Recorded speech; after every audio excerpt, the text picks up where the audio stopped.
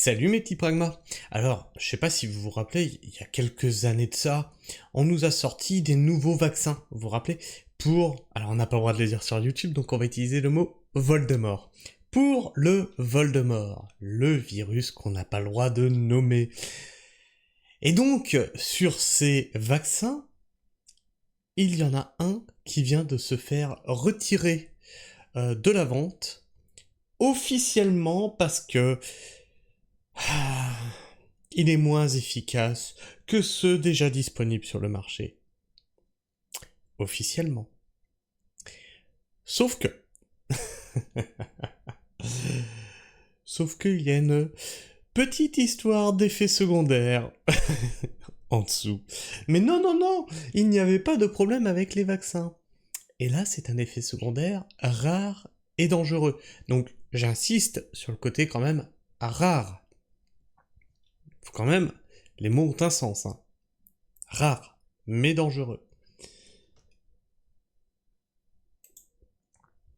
Un effet secondaire rare et dangereux. Et c'est pour l'AstraZeneca. Êtes-vous vacciné à l'AstraZeneca? Je vous le demande. AstraZeneca retire son vaccin Voldemort, on n'a pas le droit de le citer, rappelez-vous. De la vente, le laboratoire britannique AstraZeneca retire son vaccin anti-Voldemort, j'ai failli le dire, du marché, officiellement parce que les ventes baissent. Mais l'entreprise a aussi annulé son autorisation de mise sur le marché. Tiens, tiens, tiens. Alors on a une petite vidéo là qu'on va regarder ensemble, bien entendu, hein, pour voir de quoi il en ressort. De quoi il en retourne. Alors je vais vous mettre le son ici, toc, on va recharger la petite vidéo et on va vous augmenter le son là. Alors, c'est bien parce que j'ai le titre en gros.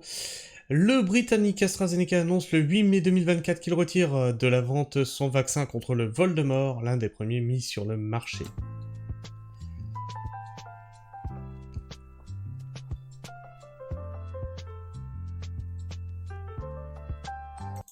Le laboratoire évoque un surplus de vaccins mis à jour face aux différents variants du virus, ce qui s'est traduit par un déclin de la demande.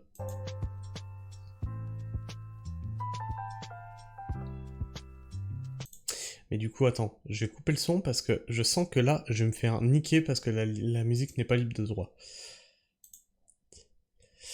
Le produit d'AstraZeneca utilise la technologie classique à vecteurs viraux. Ce n'est pas un vaccin à ARN messager. Alors, vous vous rappelez qu'on a eu beaucoup d'antivax parce que, oui, ce sont des vaccins à ARN messager.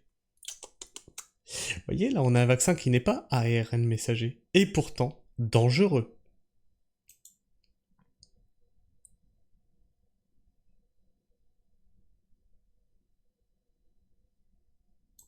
Mais AstraZeneca a aussi admis pour la première fois fin avril que son produit pourrait provoquer un effet secondaire rare et dangereux.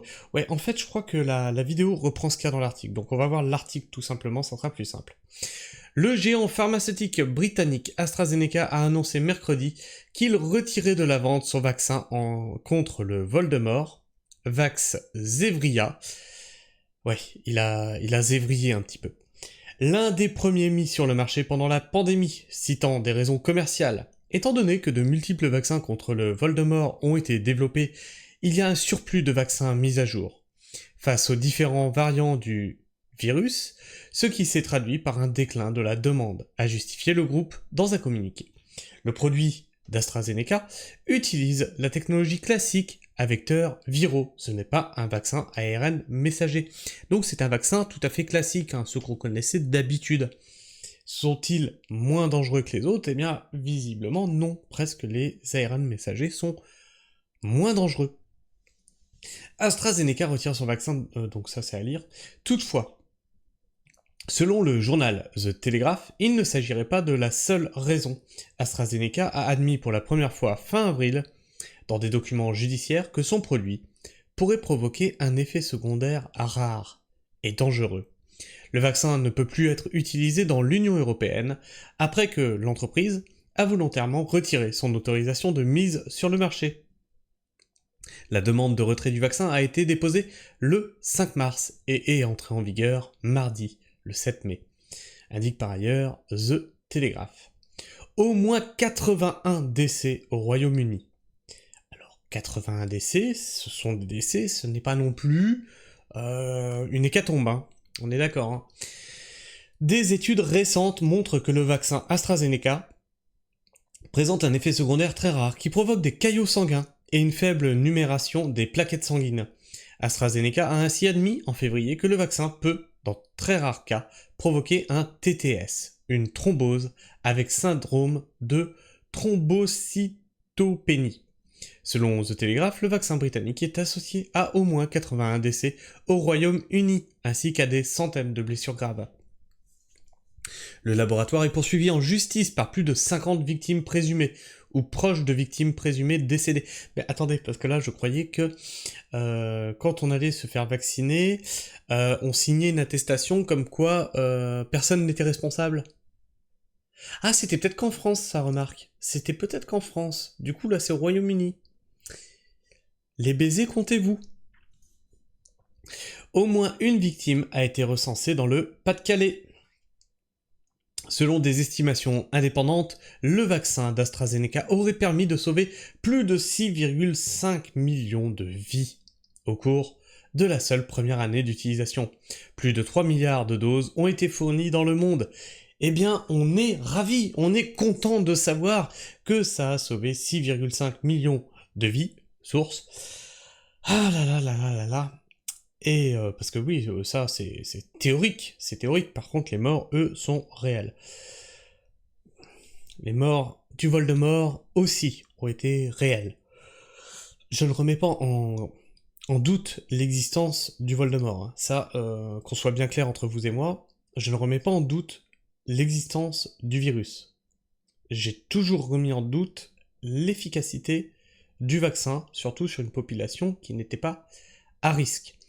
Pour moi, je vous disais que j'étais pas vax pour des raisons personnelles, parce qu'en fait, pour ma génération, le Voldemort n'est pas plus dangereux qu'une grippe saisonnière. Voilà, tout simplement. Est-ce que je me fais vacciner pour la grippe saisonnière? Bah non. Enfin, bref, qu'est-ce que vous pensez de tout ça, mes petits pragmas? Dites-le moi dans l'espace commentaire, partagez-moi votre avis et vos opinions. Et puis, bah, comme d'habitude, hein, vous connaissez la musique. Si vous voulez soutenir la chaîne, un petit commentaire, un petit like, un abonnement, un partage. Partager, c'est très important si vous aimez ce que je fais. Si vous pensez que ça peut intéresser des personnes autour de vous, partagez la permaculture pragmatique. Et puis, il y a une seconde façon de soutenir la chaîne, celle-ci, cette fois, elle est pécuniaire. Vous pouvez appuyer sur le petit cœur à côté du commentaire et faire un don merci. Et donc là, vous rentrez le don que vous voulez mettre avant votre commentaire ou directement sur ma page Tipeee. Et si vous le faites, je vous en remercie, mais bien sûr, il n'y a là rien d'obligatoire. La simple version tout à fait gratuite, le like, le partage, le commentaire, ira très bien. N'allez pas vous foutre dans des emmerdes, alors que la période est compliquée pour tout le monde.